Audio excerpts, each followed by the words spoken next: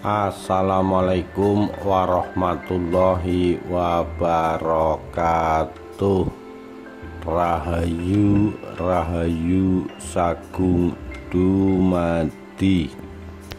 Syekh Siti Jenar dalam pusara Intrik Wali Songo, ditulis oleh Eko Armunanto 11 April 2021.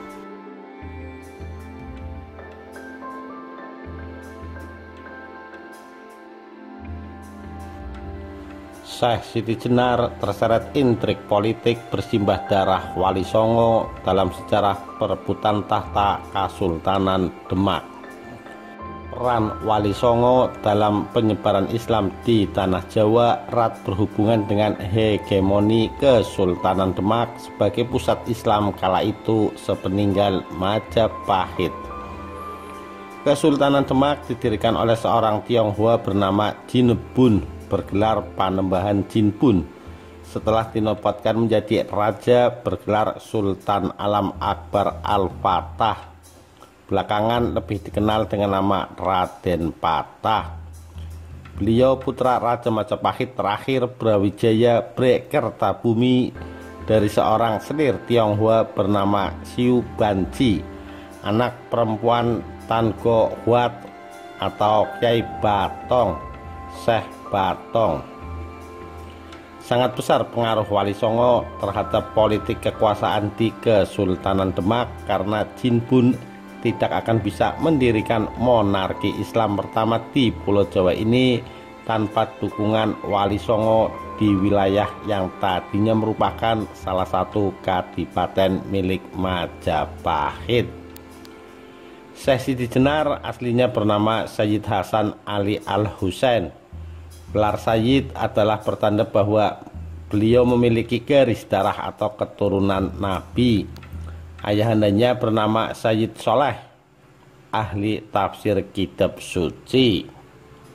Pada usia 17 tahun, Siti Jenar tiba di Kepulauan Nusantara, ikut ayahnya yang diangkat menjadi mufti atau pejabat penafsir kitab dan pemberi fatwa oleh Sultan Iskandar Shah sang penguasa Malaka sekitar tahun 1414 sampai 1424. Sayyid Soleh pindah ke Cirebon pada tahun 1425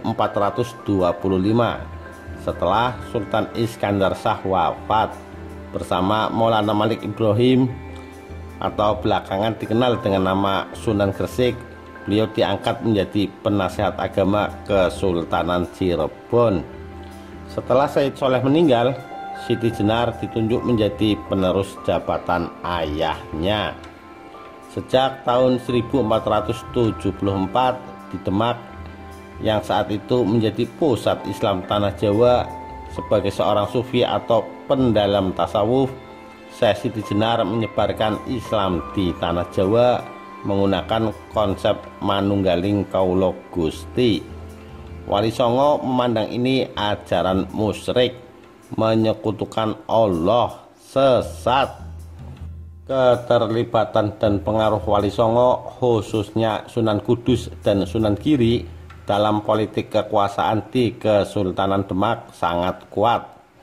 Bagi Syekh Siti Jenar, selain konflik sektarian dengan kelompok Wali Songo ini, problem yang juga mendasar sehingga berujung pada hukuman matinya adalah bahwa Raden Patah, pendiri Kesultanan Demak, tidak mengizinkan pengajaran Islam di luar tauhid.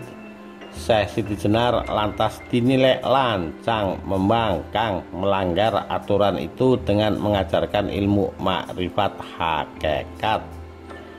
Pada suatu ketika, Syekh Siti Jenar sedang mengajar santri-santrinya di dalam masjid. Kemudian datanglah rombongan Wali Songo. Di antaranya adalah Sunan Bonang, Sunan Kalijaga, Sunan Kudus. Rupanya kedatangan para ulama sekaligus politisi berpengaruh di Demak itu ada perintah dari Sultan Demak, Raden Patah. Terpengaruh oleh Wali Songo, Raden Patah mengutus rombongan itu untuk menghentikan pengajaran Syekh Siti Jenar. Atas prakarsa Sunan Giri, Raja Giri Kedaton Gresik, kemudian Wali Songo menggelar forum untuk menghakimi akidah pengajaran Syekh Siti Jenar. Forum tersebut berlanjut dengan keputusan Wali Songo bahwa Syekh Siti Jenar harus diproses hukuman mati, dan akhirnya vonis mati itu pun dijatuhkan kepada Syekh Siti Jenar dalam sidang Wali Songo di Cirebon. Menurut para pengikut Syekh Siti Jenar, esensi ajaran Syekh Siti Jenar adalah interpretasi dari Quran surat Sa'ad ayat 71 sampai 72. Menurut Syekh Siti Jenar, roh manusia akan menyatu dengan roh Tuhan manakala penyembahan terhadap Tuhan terjadi. Disitulah terjadinya manunggaling kaula Gusti, bahwa manusia dan Sang Pencipta suatu saat akan bertemu dan bersatu. Dalam forum gelar Wali Songo di atas, konsep interpretasi yang didasarkan menjadi manunggaling kaula Gusti itu dilontarkan oleh Syekh Siti Jenar melalui beberapa pernyataan yang bikin Wali Songo murka. 1. Menyembah Allah dengan bersujud beserta rukunya pada dasarnya sama dengan Allah, baik yang menyembah maupun yang disembah. Dengan demikian hambalah yang berkuasa, dan yang menghukum pun hamba juga. 2. Tak usah kebanyakan teori semu, sesungguhnya ingsun inilah Allah, nyata ingsun yang sejati. 3. Allah berada pada zat yang tempatnya tidak jauh, yaitu bersemayam di dalam tubuh manusia itu sendiri.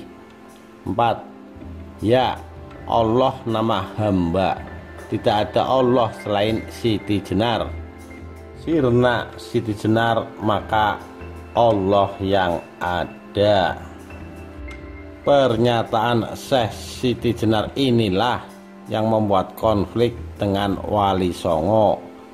Kelanjutan persisnya yang bisa dijadikan petunjuk kematian Syekh Siti Jenar menjadi tidak jelas karena berbaur dengan rumitnya intrik dan konflik politik perebutan tahta Kesultanan Demak yang ditopang Wali Songo. Banyak versi simpang siur mengenai lokasi makamnya, siapa yang mengeksekusi, kapan dan di mana. Tapi penyebabnya jelas, yaitu terseret konflik politik perebutan tahta.